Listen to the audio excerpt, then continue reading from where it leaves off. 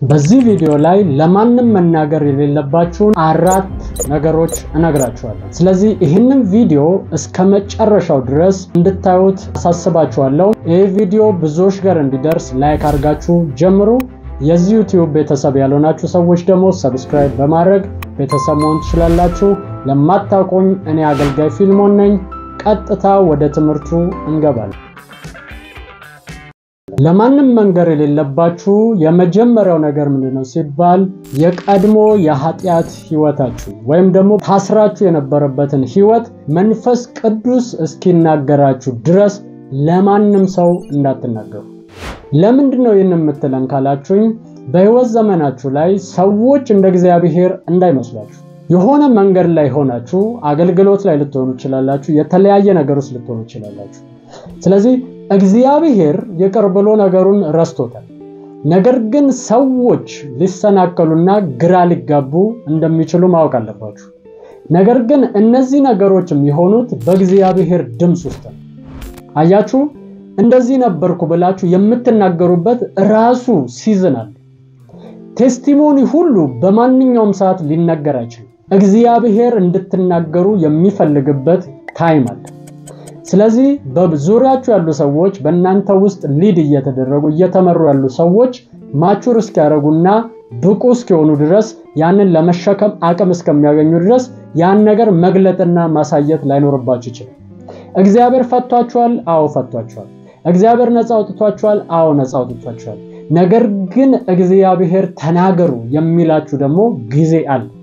እኔ ለምሳሌ በህይወቴ ላይ የታሰርኩበት ላይፍ ነበር መጀመሪያ ወደ አገልግሎትም ወደ ክርስትናም ሳልገባ ማለት ነው። ነገር ግን አጋንንት በኃይል አስሮኝ ህይወቴን አጥቅቶኝ ነበር።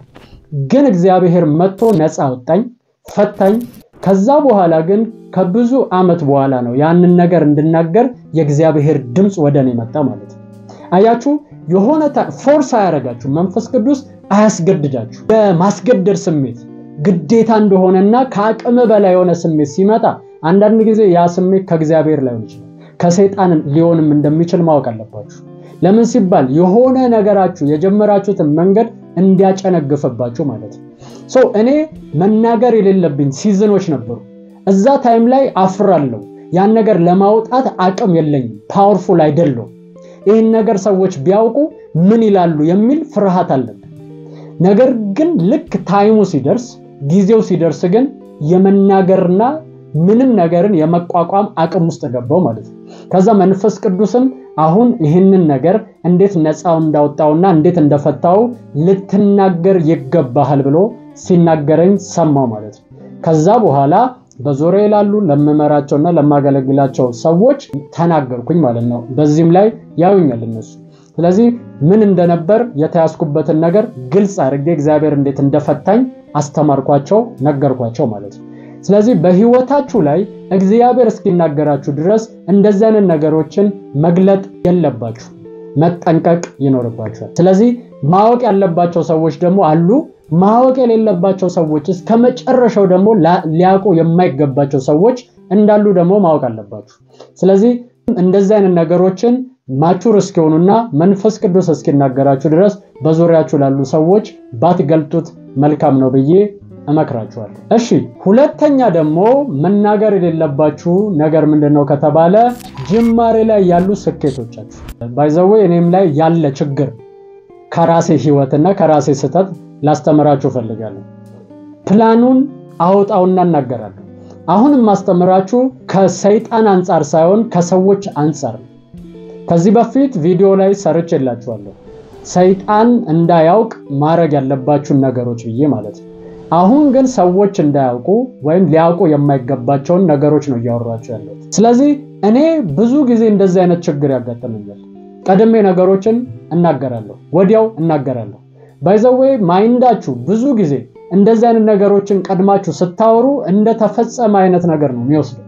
ስለዚህ አቅም እያጣችሁና ጉልበታችሁ እያጠረ ነው የሚመጣው። ይልቁንም ደግሞ ለሰዎች ይሄን ነገር ዲክሌር ስታደርጉ ወይም ደግሞ ስትነግሩ ሊያጨነግፉት እንደሚችሉ ማወቅ አለባችሁ።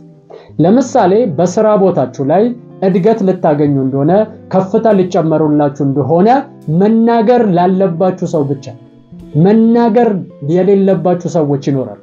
ለምሳሌ ኢየሱስ ክርስቶስ ሲወለድ ንጉስ ተወለደ ብለው ነው እነዛ ሰባ ሰገሎች መተው ሲናገሩና ሲፈልጉ የነበረው። ያን ጊዜ ነው ሄሮድስ የደነገጠው። ለምን ሲባል ንጉስ ሲወለድ የሚደነግጠው ንጉስ እረኛ ቢወለድ ኖሮ ንጉስ አይደነግጥም። የሆነ ሰራተኛ ግንብ ሰሪ ቢወለድ ኖሮ ሰውየው አይደነግጥም። ንጉስ ስለተወለደ ንጉስን ይመለከተዋል። ስለዚህ ተች የተደረገውና የደነገጠው ያንን ልጅ ደግሞ ዴስቲኒው ላይ ሳይደርስ ሊገለውና ሊያጠፋው ጥረት ሲያደርግ የነበረው ተመሳሳይ ነገር ላይ ነበረ ሰው። ስለዚህ አንድ ኢንጂነር ላይ የሚነሳበት ኢንጂነር ልክ እንደዛው አገልጋይ ላይ የሚነሳበት ደግሞ አገልጋይ እንደሆነ እንዳትረሱ። ስለዚህ በህይወታችሁ ላይ የሆነ ፕሮሞሽን እድገት በህይወታችሁ ላይ ሊመጣ ሲል ለሰዎች ቀድማችሁ ማቹር ሳያረግ ወይም ፍጻሜ ሳያገኝ ቀድማችሁ አትናገሩ። ለምን ከተባለ ሊያጨነግፉባችሁ እንቅስቃሴ ሊጀምሩ ስለሚችሉ ማለት ነው። ስለዚህ በዚህ መንገድ ላይ ጥንቃቄ እንድታረጉና ለማንም ሰው እንዳታወሩ አብሶ እንደዛ አይነት ቦታ ላይ ላሉ ለተፎካካሪዎች እንዳትገልጡት እመክራችኋለሁ። ሶስተኛ ደግሞ መንገር የሌለባችሁ አብሶ ጠላቶቻችሁ ሊያውቁት የማይገባው ነገር ምንድነው ካላችሁኝ የኃይላችሁ ምንጭ እንዳትገልጡ።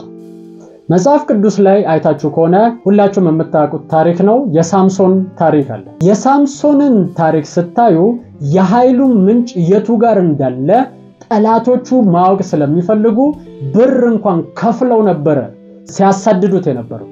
ኃይሉ ያለው ምኑ ጋር ነው? የኃይሉ ምንጭ ያለው የቱ ጋር ነው? ይህንን ኃይል ጀነሬት የሚያደርግበትን ነገር መምታት አለብን፣ ያን ጊዜ እናሸንፋለን ብለው አሰቡ። ስለዚህ ያንን ነገር ለማወቅ ያላደረጉት ጥረት የለም፣ ያልተጠቀሙት ጥበብና ኃይል የለም። ስለዚህ በህይወታችሁ ላይ ኃይላችሁ ያለበትን ፓርት መናገር የለባችሁ። ምን ማለት ነው? ወደ መሬት ደግሞ እናውርደው፣ ወደኛ ላይፍ ማለት ነው። በህይወታችሁ ላይ አንዳንድ ሰዎች ፓወርፉል የሆኑበት ነገር አላቸው። ለምሳሌ ስኪላቸው ሊሆን ይችላል፣ ወይም ደግሞ እግዚአብሔር የሰጣቸው የጸጋ ስጦታ ሊሆን ይችላል። ያንን የጸጋ ስጦታ በየርክበት ማውራት የለበት፣ በየርክበት ለማንም ሰው መግለጥ የለበት። ለምን ስትሉኝ ጠላቶቻችሁ በዛ በኩል እንዴት እንደሚያጠቋችሁና ያንን ኃይል እንዴት እንደሚነጥቋችሁ ስራ ስለሚጀምሩ ማለት ነው። ስለዚህ በህይወታችሁ ላይ ሴክሬት ማድረግ ያለባችሁ አንዱ ነገር ምንድነው ሲባል ይሄ ለሰዎች ለትምህርት የሆናቸው ዘንድ ልገልጡላቸው ትችላላችሁ። እነሱ ደግሞ እናንተን ፎሎ የሚያደርጓችሁ በቅንነት እናንተን የሚከተሏችሁና ከናንተ እግዚአብሔርን ቃል ለመስማት የተከፈቱ ሰዎችን ነው ያንን ነገር መግለጥ ያለባችሁ እንጂ ጠላት ለሆኑባችሁ ሰዎች የኃይላችሁን ምንጭ እንዳታሳውቁ። የኃይላችሁ ምንጭ ስላችሁ ለምሳሌ የፋይናንስ ህይወታችሁን የተመለከተም ደግሞ ሊሆን ይችላል። የፋይናንስ ህይወታችሁ ላይ ያለውን አክሰስ እንዴት ያንን ነገር አክሰስ እንዳረጋችሁት እና ጥልቅ የሆነ እናንተ ፓወርፉል የሆናችሁበትን አቅጣጫ እንዳትነኩ ወይም ደግሞ ጀነሬት ያያረጋችሁትን ያለውን መጠን ፋይናንሳችሁን መንገር ላለባችሁ ሰዎች ብቻ አሳውቁ። ለሌለባችሁ ሰዎች በፍጹም እንዳትነኩ። በምን ሳይድ ደግሞ ያንን ያገኛችሁ እንደሆነ ዲፕ የሆነ ሚስጥር አትናገሩ። ለመጥቀም መልካም ለሆኑ ሰዎች ያንን ነገር ልታሳውቁ ትችላላችሁ። ከዛ በተረፈ ግን ሊያጠቋችሁ ለሚፈልጉ ሰዎች እነዚህ ሚስጥሮች ሴክሬት ወይም ሚስጥር ሆኖ ነው መቅረት ያለባችሁ እንጂ በአደባባይ መገለጥ ያለባቸው ጉዳዮች አይደሉም። ጥንቃቄ እዚህ ጋር እንድታደርጉ አሳስባችሁ። አራተኛውና የመጨረሻው ደግሞ ምንድነው ከተባለ ፊውቸር ፕላናችሁ ሊመጣ ያለው እግዚአብሔር የተናገራችሁ ነገር ማለት ነው። በህይወታችሁ ላይ በዚህ ዓመት እንደዚህ ይሆናል ብሎ እግዚአብሔር ተናግሯችሁ ይሄንን ታደርጋለህ፣ በዚህ ሳይድ ይሄንን ማድረግ አለብህ ብሎ ተናግሯችሁ ከሆነ ይሄንን አደባባይ ማውጣት አይተበከባችሁ። እናንተና ጌታ ብቻ መጠበቅ ያለባችሁ ወይም ደግሞ ውጤቱ ብቻ ነው መታየት ያለበት። ለምን ሲባል ወደዛ ውጤት በመታደርጉት እንቅስቃሴ ሰይጣን የሚያስነሳቸው ያህን ዲጨነግፍ ከባድ ተግዳሮት የሚፈጥሩባችሁ ሰዎች ይኖራሉ። ስለዚህ በህይወታችሁ ላይ እንደዚህ አይነት ነገሮችን በጥንቃቄ መሄድ ይኖርባችኋል።